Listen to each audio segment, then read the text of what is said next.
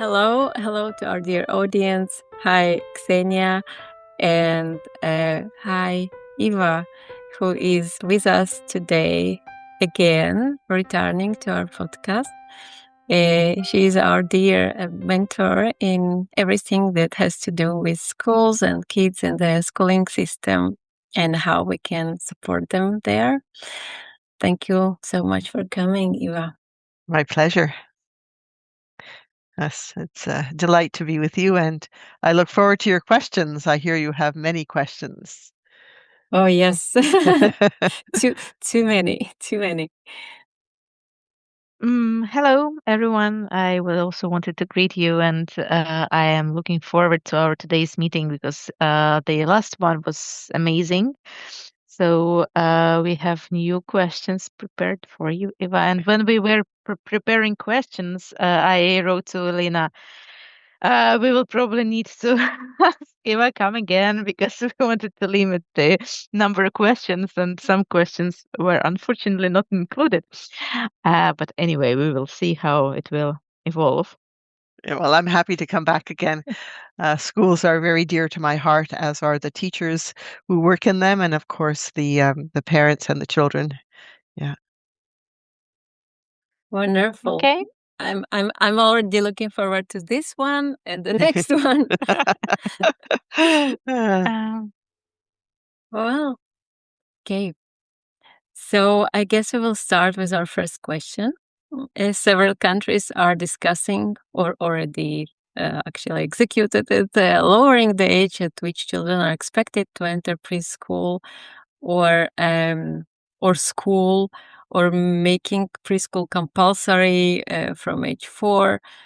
And from developmental perspective, how do you think about this? Well, it's there's two parts to this story. When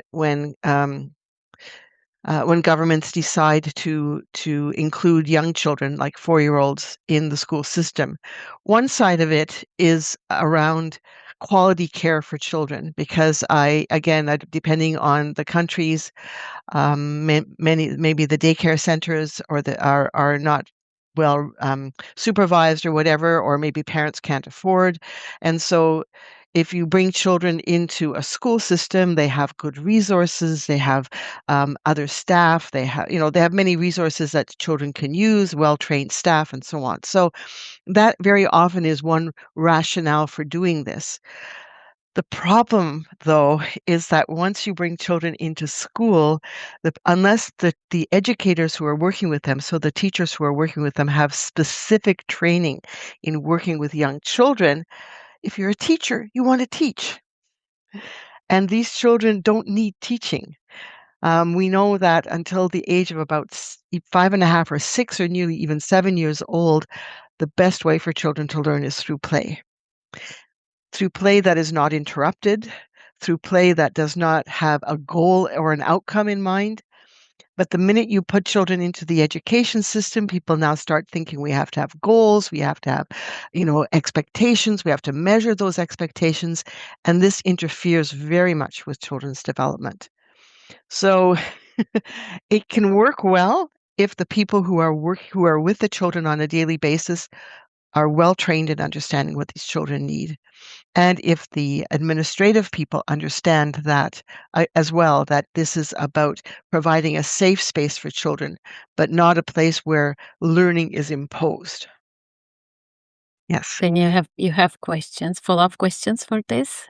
I was Yeah. I was thinking about the compulsory component, because here in Europe it's different in every country, and some countries have this structure very I would say not flexible, very hard to work with, because they have only this like all kids should go to school. It's mandatory. Yeah.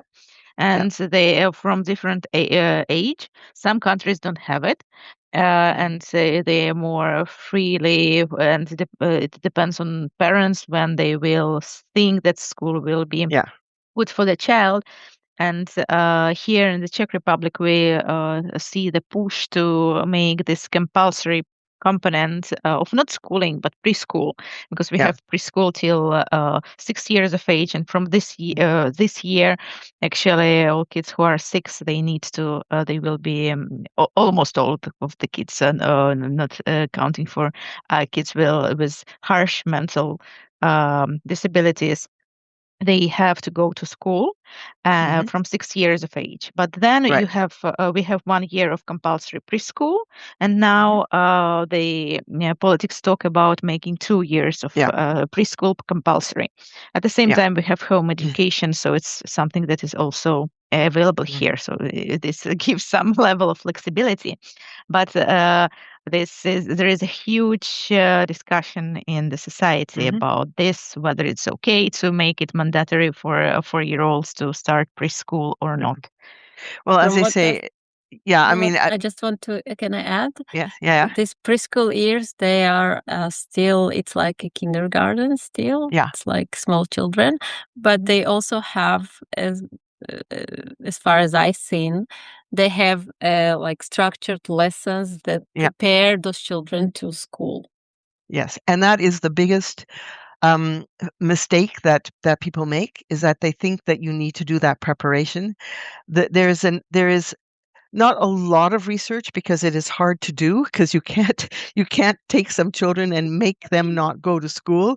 But in some places where this has happened, in the States, for example, they had a situation where there were many children applying for formal, like, preschool education, and not all of them could get in, and so there was a group of them that stayed behind in more kind of a daycare setting, so not school setting, and they followed those children from kindergarten right the way through to grade 6. In grade 1, so in the first year of formal education, like 6-year-olds in grade 1, the children who had been in an academic preschool, of course, they looked very good. They knew how to sit down, they knew how to follow directions, they had some letters and numbers, and so they looked very good. Not too bad in grade 2. By the time they got to grade 3, they were starting to see that the children who had not done an academic preschool, by grade 2, they were now they caught up with their learning, they caught up with their letters, with their numbers, and with the general idea of how to be in school. By the time they got to grade 6, the children who had been in the academic preschool had more learning problems, more behavior problems, and more mental health problems than the children who had been in the non-academic school. And what is the big difference? The big difference is that those children were allowed to play. They weren't being taught. They weren't sat down in a circle, put at a desk, given a pencil, forced to complete things. So they were given in the non-academic program, play was fine. And so in the short run, and this is where it always gets difficult, because the grade 1 teachers, because we had the same situation in the 2 provinces that I live in here in Canada, because every one of our provinces has a uh, different education system.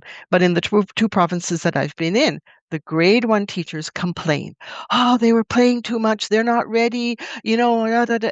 Well, yes, grade 1, it's gonna be a little bit more difficult if the children haven't been trained to be in school. But by the time they get old, and so then when we get to grade 5, grade 6, and everyone's complaining, "Oh, these children are so hard to manage, and they can't think for themselves," and so on and so forth. Well, look where you started, but people don't like to make that. It's a big leap. You have to trust the process of development. And again, this is why we're part of the Neufeld Institute, is because our goal is to not only have children perform, but to have children develop, and develop to their full potential. And you have to trust the process. So it's like a gardener, you put the plant into the soil, and you have to trust that it is going to do its thing. Now, you can do things to help, but if you help too much, you actually make it worse. And that's exactly what happens with our children if we try too hard to teach them too early. Thank you. Thank you so much. Thank you. And Lina, I have a follow-up question, just Go because for it. I Sure. mentioned this start of the new schooling years and this change in the law here. I would ask you probably, if can you describe how would you perceive when the child is ready to enter the school or the official schooling? What should we see in the child so we can say, yeah, this child is ready for the schooling process? Well, I mean, honestly, I mean, it's so hard because what we are asking children to do in school is not really all that natural for them. And so, yes, I mean, they need to have a lot of curiosity, a lot of energy for learning, be able to, to do things that they're not happy about doing, but to follow through, to follow directions, and so on. So yes, I mean, the question is, do I put my 4-year-old into school or do I keep my 4-year-old back? Um, I would say the general rule would be keep your child in a play environment for as long as you possibly can. And if some schools do that, some of our schools have tried very, very, very hard to have in Quebec. I think they were mandated to have, I don't know, 2 hours of pure playtime in their day, and so that was supposed to protect the playtime for children. So the schools can do it if they understand children's needs, if they know what to do. But so this is where it's hard. I would say really not before 6 years old. Like if you have your way, if you can. But then the other problem is, I don't know how much daycare costs in different countries. You send your child to school, you don't have to pay for daycare that day, and that is one of the big factors that are considerations for people. Is that you no longer have, well, at least, I mean, you have some daycare before and after, but not the full day, and so it's very hard to resist the convenience of school being provided, a place for where children are cared for being provided by the government. That's hard. It's hard to do, to say no to that. Yeah. Yeah. So where we need to work is we need to work with the people who are monitoring what is happening in those classrooms. Rest time is the other big thing that's so important. Children need to rest, maybe not sleep at 4 years old, but at least have a very quiet rest time. Most teachers, they've spent years and years training, right, to be a teacher. And so every afternoon for an hour and a half, I have to sit quietly while my children are resting, doing nothing, but I have to be there. It's hard for them. Like more and more, the sleep time gets taken away. And of course, the children don't look like they need the rest because when they get overtired, they get very active. And so everyone says, oh, well, they don't need the rest. And then, and again, it's the long-term effects that we're looking at, not the short term. And anyway, so it's hard. It's hard to resist what is being offered. Mhm. I think that it's not, we can naturally follow up with another question that we have about what should a truly healthy school break look like. What purpose the break should serve, and what are children meant to gain from that time? How would it look? Oh, so you mean summer holidays and No, or no, sorry. I mean the breaks between the lessons in the school. Do you oh, have okay. another Yeah. name for it? Oh, like recess or yeah, Recess. Yeah. yeah, recess. Yeah, yeah. Well, again, ideally, it's difficult because apparently it takes a child about 30 or 40 minutes to truly enter into play mode. So when they go out for recess, if it's only 15 minutes, they don't really have much chance to actually play. But it's a good thing for them. They move their bodies, they get fresh air, they have a chance to let out some of the pent up emotions that's inside of them, and so on. So 15 minutes is at least something. At lunchtime, usually children have at least half an hour to 45 minutes, depending on how the lunch hour works. That is necessary for play to actually happen. And so, yes, children need those breaks because our brains are not meant to constantly take in information. If and again, one of the things we don't realize as adults is that we all can for the most part. I mean, depending on the job that you have, but for the most part, we can monitor, kind of take some of the downtime ourselves. We have a coffee break. We find different ways of giving our brain a break. But for children, the adults need to make sure that those breaks are there. And so, yes, children, they're for their brain to rest, for their brain to kind of reconsolidate. They need some downtime. Yeah. So that's what the recesses are all about. Yeah. Mm-hmm. Thanks. Thank you. And maybe I will ask another question that is also connected to recess. And in many countries, Czech Republic included, governments are moving forward restricting mobile phones in schools. And Okay. do you think that this banning of of phones in schools addresses the root of the problem or only one symptom? Well, let's put it this way. From what I've heard, because this has been implemented now for a couple of years in many schools, more or less, it's not an easy thing to do. But both the teachers and the students actually have noticed a difference when it is mandatory not to have the phones, at least in the classroom. Because the teachers notice that the attention is much better, that they have a better connection with the children, and the children themselves notice that there's a change in the atmosphere. And so it's a very hard thing to do. But it's one of those things. It's kind of like, if it's like nutrition. If children keep eating candies, they feel full, but they're not getting getting provided with what's healthy. If you take the candies away, if you take the phone away, at least other things can become healthier. The trouble is it's so much part of our society right now that it's not an easy thing to take away from a child completely, but at least let's preserve the ability of the teacher to make a connection with their students in the classroom. And when those phones are there, that doesn't happen at all. And so it's very, very difficult for the children. They can't concentrate and benefit from what's happening in the classroom. Mm-hmm. Okay, so recess, to sum it up a little bit, recess is good for taking out some emotion. Usually doesn't get to play there unless it's very, very long, like more than 30, 40 minutes. Mm-hmm. And phones are helpful. When phones are not there, it's helpful. So the children could maybe get playing, or they could be more concentrated and more connected with the teacher. And during the recess time, should it be just free time so they would do anything they would like, or should it be some structured time? Or what is your... Well, I mean, I think there needs to be boundaries and some structure, but no, as much free time as possible. But there are some children for whom free time is overwhelming. So for some of our children, we do need to structure a bit so that they don't keep getting into trouble. But generally, the more freedom that they have, the better.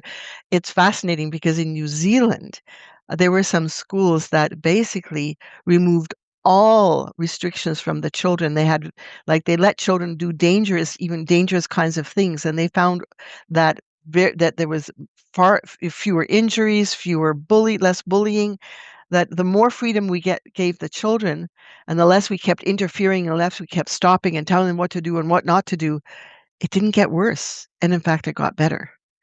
But we're so afraid. We're so afraid. We see some children scuffling and we run over and but I mean, again, I know for myself, I would have a hard time if I saw children kind of starting to get into trouble, not wanting to intervene. But on the other hand, if we intervene too much, children, can't figure out how to do things on their own.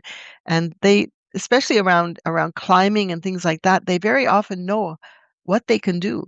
They develop their own ability to regulate themselves about, oh, this is too high for me, and other children can go higher and so on. But it's very hard because we're very worried about safety. And I understand schools don't want to get into trouble because a child got hurt. So because that's a question of responsibility, and the teacher doesn't want to have problems, and that's why it's always don't run, don't rush. You should walk on the stairs. You're going to hurt yourself. You're going to get. Yes. But you see, the trouble is that what we don't often understand about children is that when they get hurt, they don't want us to solve the problem about why they got hurt. When a child gets hurt, they want to know, are we going to comfort them? So if a child hits another child, our rush is to go in and tell the other child you shouldn't be hitting and that was wrong and you need to apologize and blah, blah, blah, and you're going to get a consequence. When the child who got hurt, all they want to know is, do you know that I got hurt? And do you know that it hurts when I got hurt? And are you being sympathetic? That's what we need to do. We need to take care of the children who got hurt. Then we need to look around and say, okay, well, maybe was there something that we need to do differently? Then we need to, the other child who did the hurting, sometimes we just need to go to them and say, something happened here. Oh, I'm sorry, it was an accident. Oh, okay. So what do you think you'll do next time? And very often children know, I'm not going to do that again. Sometimes when an interaction happens between children, it's much more complicated than we thought. The other child was provoking them, the other child, whatever. And so the child we get angry with or the child we give a consequence to sometimes it doesn't get heard about what happened to them either. So taking care of children is much more important than teaching them or much more important than trying to get them to behave properly. If we take care of children, they'll take care of each other. Well, that's Yes. beautiful. It is. And it brings us actually very beautifully to our next question.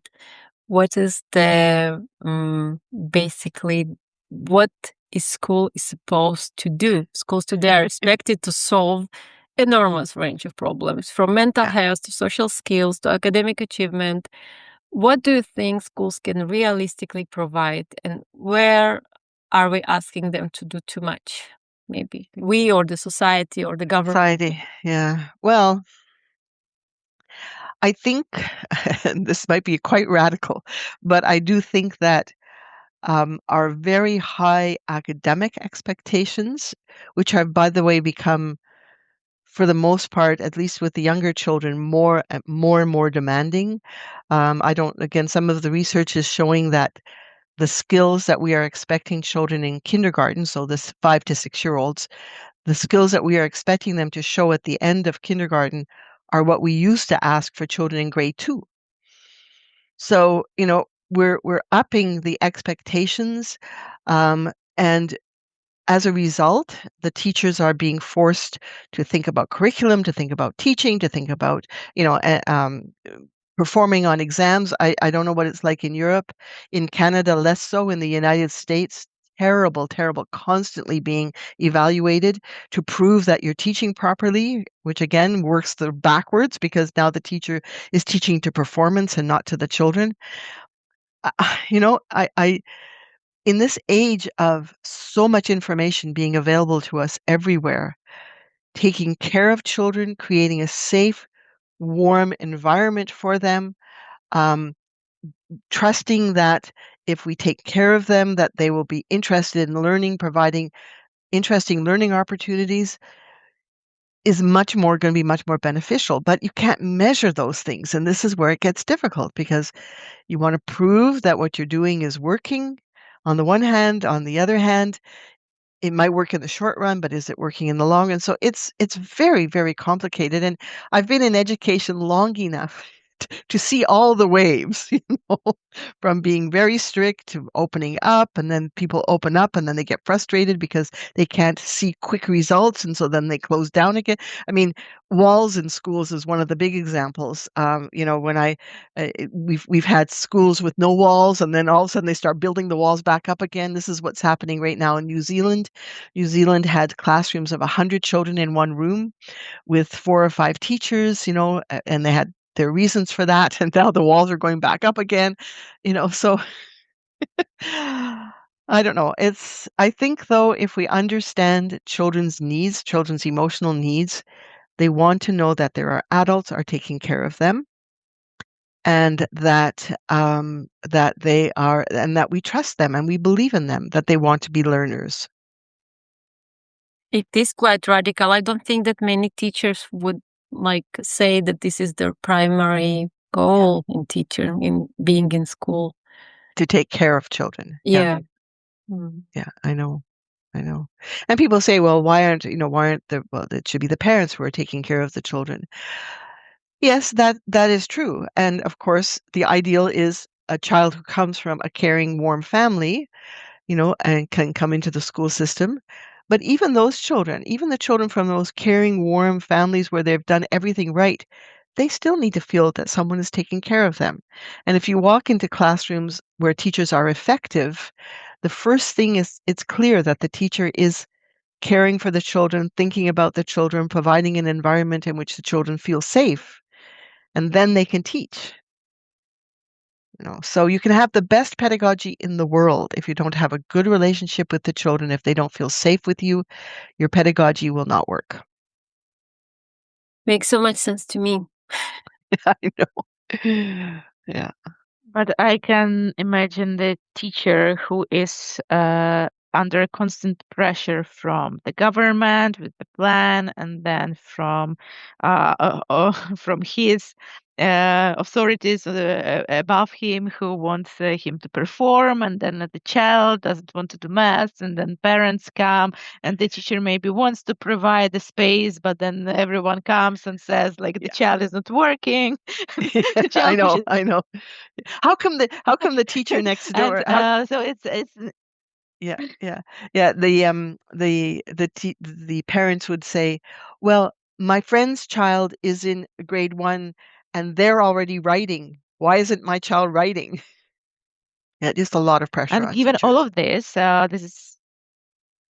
given all of this incredible demands for teachers, what can help teachers to emotionally available for children without burning out?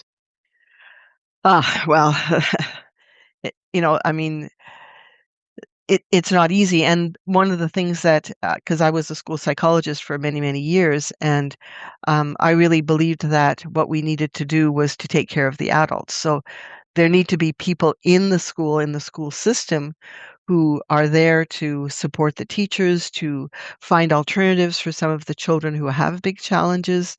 That's why, again, I don't know if I spoke about it. I'm sure I spoke about it in the last podcast. That's why we set up our nurturing support centers. So these were spaces in the school where there were adults, not teachers, but other adults who could take care of some of the very difficult children who needed more care. And so that way the teacher was given a little bit of a relief from these difficult children, but the children were cared for in the school by other adults. So constantly seeing if we can find ways to provide that support to the teacher for those children who need extra. But again, our biggest problem right now in all of our education systems is just fewer and fewer resources, bigger and bigger classrooms. And so, I mean, some of it for the teachers themselves, some of it is to make sure that they as well are able to take some breaks. Sometimes to provide, again, the most important thing for us as human beings for adaptation is to have a time of grief and sorrow and sadness. My prescription for those in education is at least once a month, watch 3 movies or 3 TV shows that make you cry, so you can have a good cry about all those things that you wish you could do that you can't do. Because when we can grieve, we at least we can sort of our whole system has a chance to rest a little bit, and when we're rested, we're just able to provide a little bit more of that calmness that I think children require. So grieving in education is very important. Yes.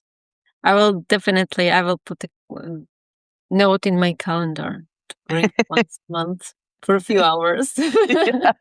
Yeah, takes about 2 or 3 kind of, before the tears really start coming. Then you realize, okay, yeah. Yeah.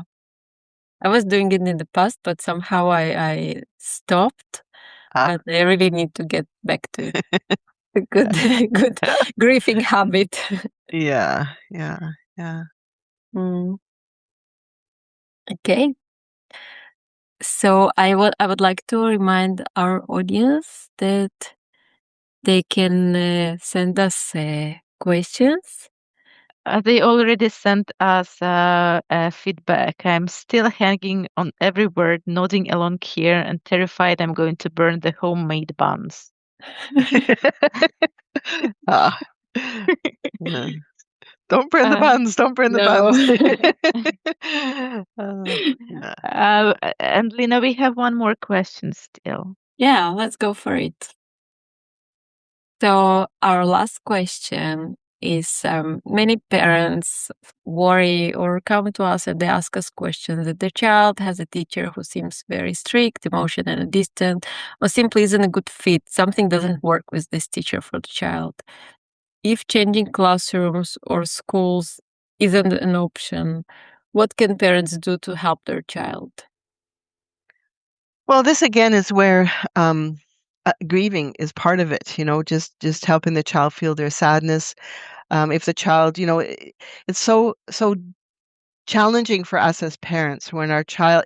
Well, first of all, we're lucky if our child is able to talk about what's bothering them. So that's the first thing. So let's talk about a child who's able to verbalize what's happening. I hate my teacher. He's stupid. He never listens. He makes me work so hard.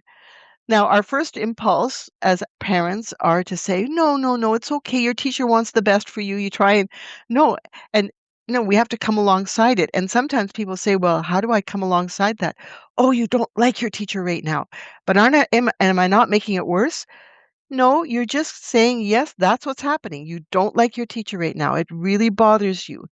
And so we come alongside, and if the child can, let out some of their anger by screaming or by whatever, that's good. Help them to find their tears. You wish you didn't have to go back. That process is amazing if you can do that. Now, unfortunately, a lot of our children, they just come home in a bad mood. They pick on their brothers and sisters. They have, all sorts of behaviors come out that don't look like they're related to school. And again, as parents, we have to be the interpreters. And then again, also come alongside this isn't working for you and help the child to find their tears. But it's a dance that you have to be.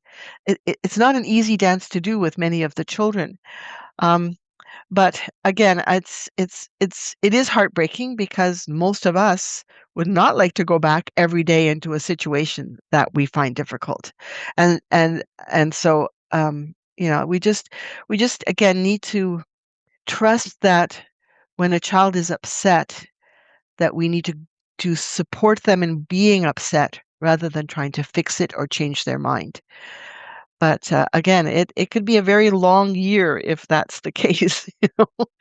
If it's just maybe give them some options of doing some pool noodle sword fighting to get some of that frustration out, where we actively help them to de-stress from a stressful day. By the way, just for those, if there are fathers who are listening here, there is one of the most helpful children interaction with children, because fathers tend to do this more than mothers do. Play fighting with your child. Rough and tumble play is very helpful for, again, de-stressing, getting out the hard, the difficulty that's happened in a day that a child is holding in. There's researchers in Australia that are now prescribing rough and tumble play with the fathers for children who have ADHD. And it's improving the ADHD and it's improving the mental health of the children. So some good rough and tumble play, play fighting is actually very helpful, because again, it helps release all the things that you're holding inside, that you have to hold inside when you're in school, in a way that's playful. And play, of course, as we know, is one of the best ways to help children heal. Yes. Thank you. I used to play those games with my kids when they were small, but now I left it to my husband because it's too much for me at this point. But yesterday we were playing a kind of a Hansel and Gretel thing that my husband was trying to cook and eat all of us. The three of us. He was catching us, putting us on the sofa, and this was our place when we were cooking. Yeah, that kind of play is amazingly wonderful for helping children's mental health. It really is. We don't know. It's like trusting the process of just, yes, just the whole thing about being scared and being whatever, and just all that interaction is really, really helpful. Just want to say one little thing here. I don't know if we have time, but one of the other mistakes that we make, especially in our elementary school, so in the younger years, is thinking that homework is helpful when it's not. There's absolutely no research that shows that doing homework, like doing schoolwork at home, makes for better academic results. What should be happening at home is time for play, time for parents to relax, to feed their children, to bathe their children, to take care of their children without the worry of having to try and get some work done because everybody's tired and grumpy, and that does not help. The children need to rest. The parents need to reconnect with their children, and homework needs to be left by the side, and it will not affect the academic performance. So that's another thing. Again, I know it's hard for teachers to let go of that, but it makes life easier for the teacher too, because then they don't have to monitor it. Then they don't have to correct it. Then they don't have to think about what to send home for homework. It just would make life so much better, and the children would come back to the classroom happier and healthier if they had had an evening of play and an evening of relaxation, and if the parents were relaxed because they didn't have to impose and get the homework done. Yes, so many conflicts at home could be avoided if parents didn't have to make their children do the homework. It's like homework for parents as well. And Yes, actually, exactly. here in Czech Republic, the homework is not mandatory. But still, most of the teachers are giving homework, and they're asking children and parents to do it, and it's difficult. Yeah. Yeah. We so do not understand that when the brain is rested, it can learn so much more quickly. And the other thing too is the brain needs to rest to consolidate the learning that happened in the day, because the hippocampus, which is involved with memory, needs rest to transfer all the things that you learned in a day into long-term memory. Rest is one of the most crucial pieces of learning. And so if we only, we should be working with the brain, not against the brain, but education just doesn't trust in the brain. Yeah. Mhm. Thank you, Eva. We have some reflections and questions coming in. Do we have some more time? Can we I'm fine. Yeah. continue? Yeah.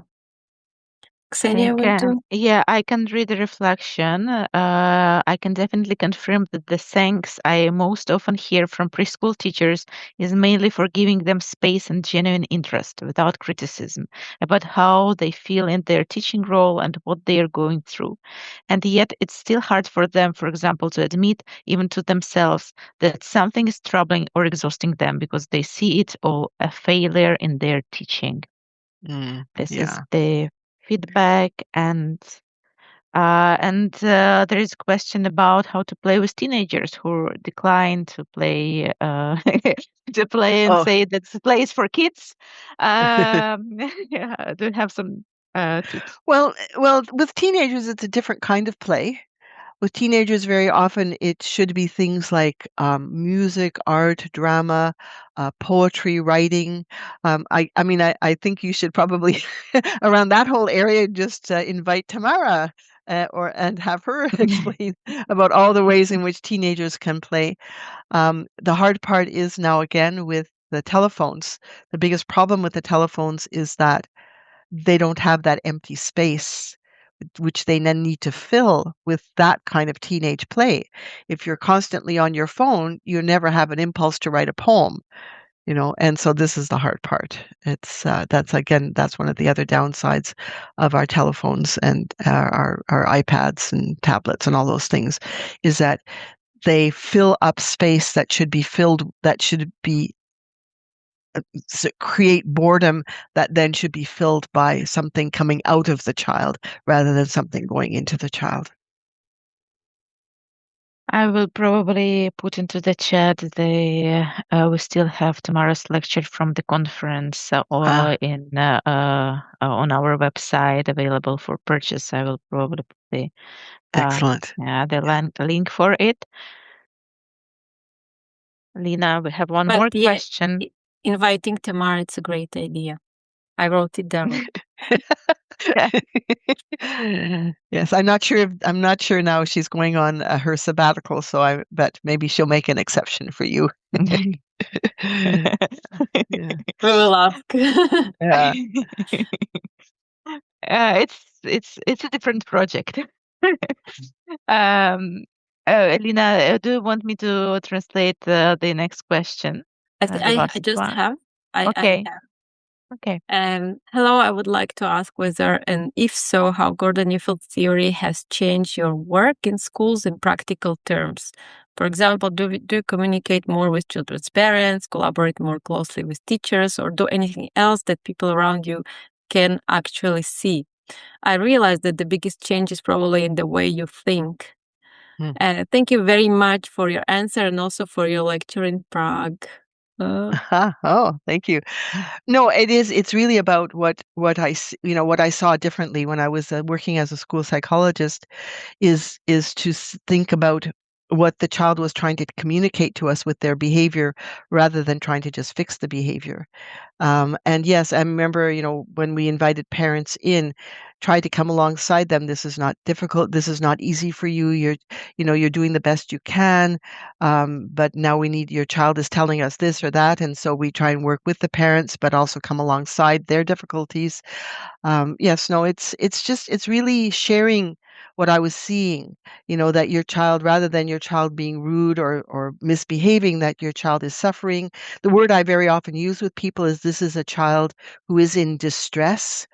This is a child who's suffering. This is a child who's trying to tell us something, but and we're having a hard time understanding it. And so, so just that kind of way of talking about children, about trying to meet their needs, about trying to create good relationships, finding ways of creating relationships that make it easy for teachers. And so once I started talking in that way, many of the parents actually, especially of children who had behavior problems, started to have trust in us as a school that we were taking care of their child and we were going to take care of them and not just telling them to fix their child at home, but really working together as a team with the school and with the child and with the parents for helping this child who is trying to tell us that something isn't working for them. Oh, it sounds ideal, a cooperation like this. The school, the parent, and the consultant that could help. Yeah. I think we are out of questions from our audience. Eva, thank you so much again for coming. My pleasure. Thank you. And I want to thank our audience who came today, in this good amount of people who could instead be outside in the sun, but they chose us instead. Thank you. And to the listeners who are listening to the recording, of course. Thank you. Thank you for coming, for listening. Eva, we will be happy to see you again. I think that we will have more questions for you because this topic is enormous, so huge. And thank you for sharing your wisdom with us. My pleasure.